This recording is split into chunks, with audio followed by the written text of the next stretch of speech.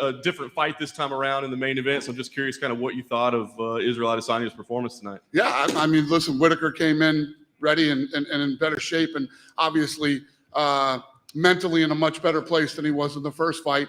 And he's a former world champion and one of the best in the world. And you know, that's how the fight played out.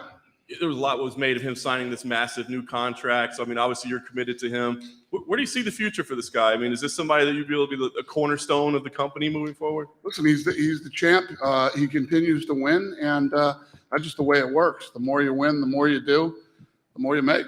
Nice. Of course, he has ties to both Africa and the Oceania region as well. I know the world is what it is, but are there any signs of life of, you know, of, hey, we're looking at Africa this year. Hey, we think we can get back down to Australia, New Zealand this year. I'm looking at England right now. Let's get to England, okay? Let's get to England and see how England goes. And mask mandates are being lifted in certain places now. Maybe the games are over. We'll see how this plays out. If the world was 100% open right now, let's say this was all done, like how big of a focus is Africa to host that first event? Yeah, I mean, it's as big as anywhere else we want to go. I mean, it's been what, 2.5 years now? We've been Vegas, California, New York, Texas 10 times, and Arizona and Florida. So there's a lot of places to go and a lot to do. But yeah, Africa is a big one for me. I definitely want to do Africa. There was a politician here tonight from Hawaii who's saying, you know, we want you guys in Hawaii, which we've never been able to get done. That's a big one for me too. So yeah, there's a lot of places we want to go. But Africa is, when I look back on my career, I want to do a fight in Africa. Nice. I did want to ask you, I know coming in, we say, hey, look, there's a lot of options on the table, but Jared Cannonier, emphatic finish. He made sure to get your attention cage side. Yep. He looks like a man that you probably don't want to upset too much. So what do you think? Is this guy the #1 contender? I was excited to see that fight, to see how it was going to play out. It was an awesome fight, and yeah.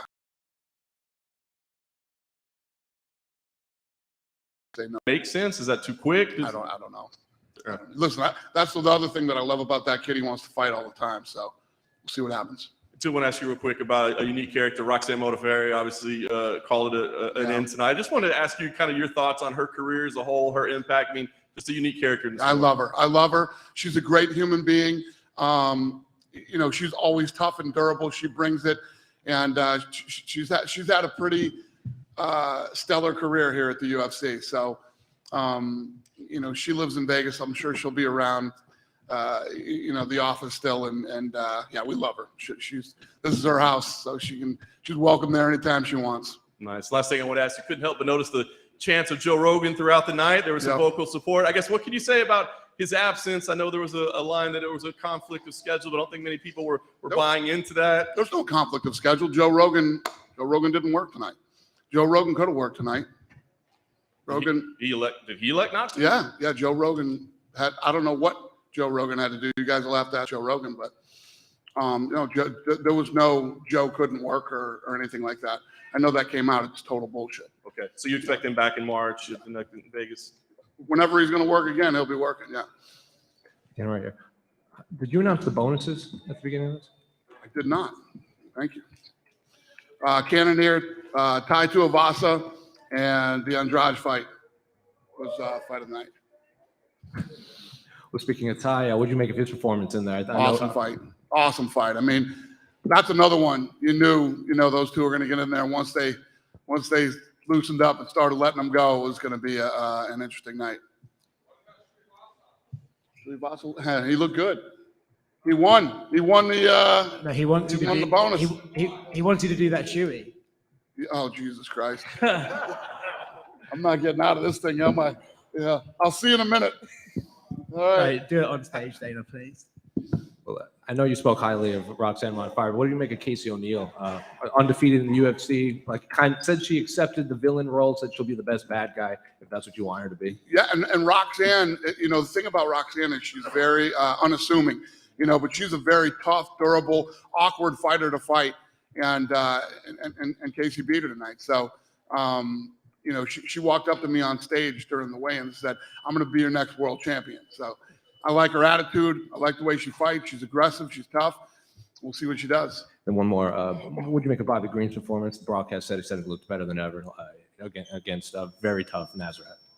Yeah, he looked slick. He looked fast. Had the crowd on his side tonight. It was almost like he was from Houston. It was interesting, but yeah, no, Bobby looked good. Dana, going back to Ty, he was ranked number 11 before this fight, and he just beat number 3. So does he immediately go straight up to that sort of level, like the top tier of the heavyweights? What's the question? He beat number 3 ranked. So does Yeah. that mean he's guaranteed to be up with those guys, with the Cyril Garns, with the Francis Ngannou? Well, you guys are going to rank him, but yeah, I mean, he should be, top 3, top 5. So wherever he shakes out in the rankings, yeah, he'll be mixing it up with those guys. Were you surprised at his ability to take some of those punches from Derek? No, he's got a good chin, man. I knew that those two were gonna bang it out. Somebody was gonna get caught with something, but the elbows look good. He did take some big shots, and tonight was his night, man. He looked good. Dana, over here. I'm fascinated to hear your thoughts on, in boxing, this whole heavyweight debacle we've seen over the last couple of weeks, right? I know that that's something that's kind of close to your heart because people won't shut up about Fury versus Ngannou.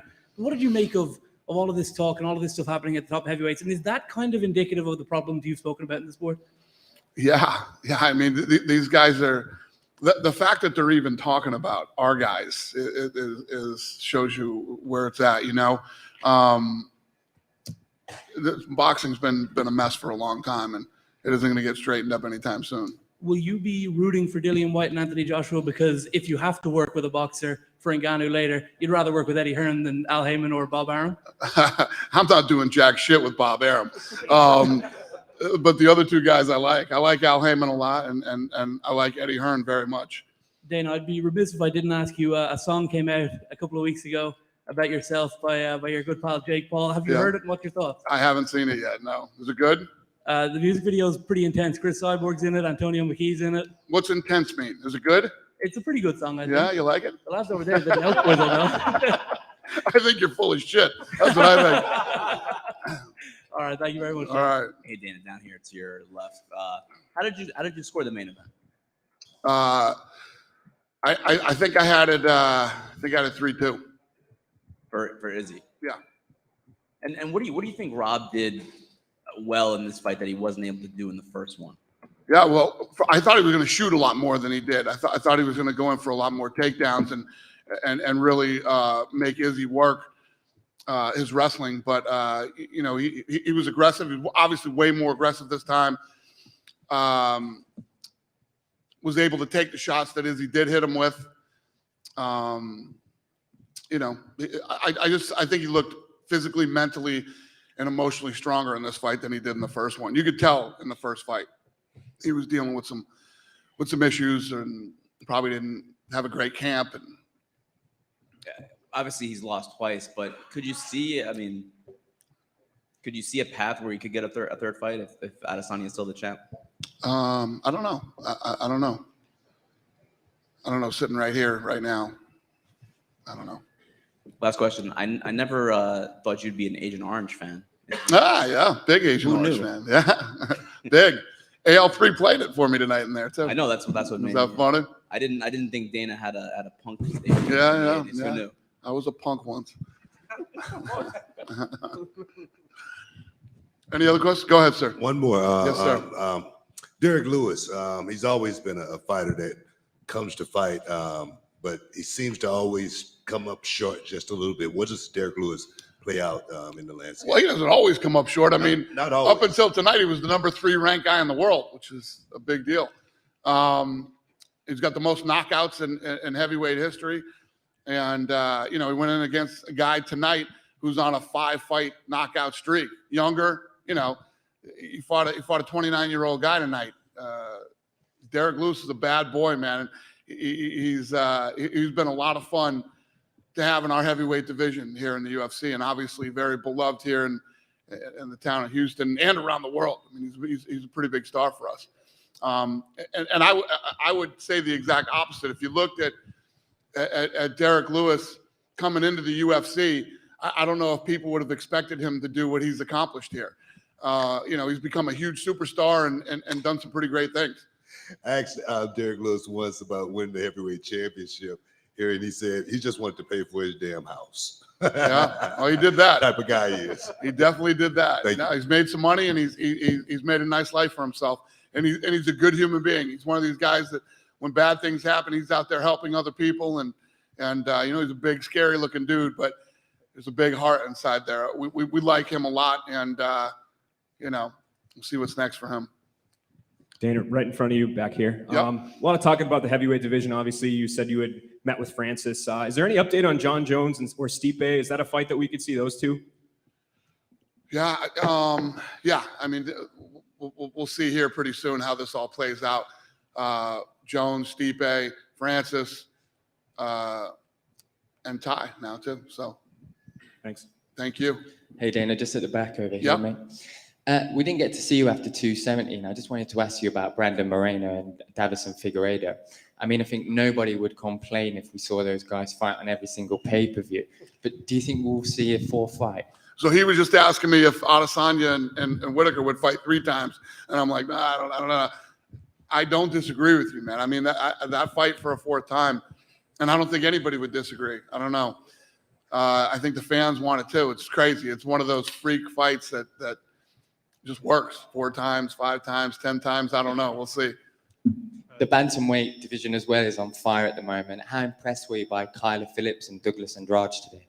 Yeah, no, I mean, the card was great. It was a great night. It was a great night of fights. Everybody. Dana over here. Yep. Houston seems to be a really easy spot to host these events. Do you see us I agree coming with back? you, sir. Do you see us coming back here again this year? I don't know. I don't know if probably. I don't know. We'll see. Again, we'll see. I told you guys a year ago, 2 years ago, whenever I told you, be Texas, Vegas, Florida for a while. So I was right. But like I said earlier, it seems like things are loosening up. So if that happens, start traveling around, having some fun again. So hopefully that's the case. Hi, Dana, over here. Do we have an update on who the first full send fighter is? Yeah, it'll come out on the show. Looking for a fight. Awesome. Thank you. Thank you. Dana, just this week, Vegas is now open, no mask mandate anymore. Yep. Any plans? You mentioned maybe some more traveling, but any immediate plans for maybe moving some of the UFC fight nights in Vegas to allow more people, or? Yeah. You mean more people in the Apex? In the Apex or another venue? Or? Yeah. Sorry, how much more can we open up the Apex? How many more people can we fit in there? Well, we're working on getting up to 750 in there. So There you go. Nice. It's in the works. Nice. Thank you. All right, buddy. Thank you, guys. Everybody have a safe trip home. Good night.